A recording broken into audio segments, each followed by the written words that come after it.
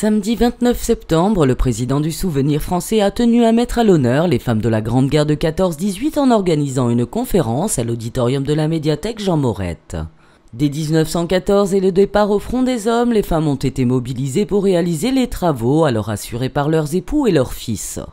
Cultiver les champs, assurer les travaux de ferme, se mettre au service de tous en conduisant autobus, taxis ou encore en allant travailler à l'usine afin de ne pas freiner les productions françaises sont tant de métiers que les femmes durent assumer. Le maréchal Foch a lui-même déclaré, c'était quand même le généralissime de toutes les armées, françaises, anglaises et américaines, a lui-même déclaré que sans le travail des femmes françaises, malgré le courage et les sacrifices de nos poilus, nous aurions perdu la guerre.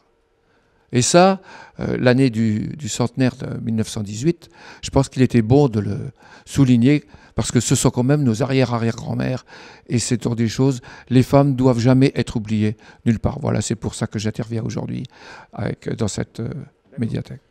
Si les hommes ont été les héros du front, le travail réalisé par les femmes est tombé aux oubliettes, d'où la volonté du président du Souvenir français de mettre leur dévouement à l'honneur. C'est un système PowerPoint, il y a une centaine d'images et je montre toutes les catégories de femmes en expliquant pour chacune ce qu'elles ont fait, parce qu'elles ont absolument tout fait. Eh bien, par exemple, elles sont devenues aiguilleurs, elles sont devenues... J'emploie à dessein les anciens mots parce qu'à l'époque, on ne féminisait pas les mots. Hein. Elles sont conducteurs de camions, elles sont devenues videuses de train. Et elles chargeaient les sacs des trains, on chargeait les trains de charbon, puisqu'il n'y avait pas d'autre chose, on chargeait les trains avec le charbon, elles chargeaient le train et elles déchargeaient le train en le mettant dans des sacs de 50 kilos. Et ensuite, eh bien, c'était encore des femmes qui chargeaient ces sacs de 50 kilos et qui allaient les livrer. Oui, c'est un exemple. Ou à d'autres, on leur a fait construire, celles qui n'avaient pas trop le vertige, on leur a fait construire des baraquements. Elles n'avaient jamais monté plus haut que l'escabeau.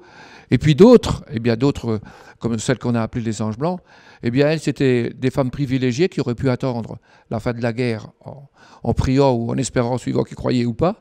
Et elles se sont toutes mobilisées pour devenir infirmières. Donc on va évoquer toutes les catégories, sans oublier les marraines de guerre, parce qu'à l'époque, il y avait énormément de jeunes soldats qui étaient orphelins. Pas de courrier, on n'est plus vivant. Quand on allait à la guerre sans courrier, on n'est plus vivant. Et donc, on recevait des lettres des jeunes filles qui écrivaient. Tout sera évoqué, ça dure à peu près 1 heure, et c'était le minimum qu'on pouvait faire pour leur rendre hommage. Monsieur Marion intervient fréquemment auprès des scolaires pour rendre hommage à celles et ceux qui se sont investis afin de nous offrir la France que l'on connaît aujourd'hui. Au total, une 50aine d'écoles a accueilli cet échange autour du rôle des femmes dans la Grande Guerre.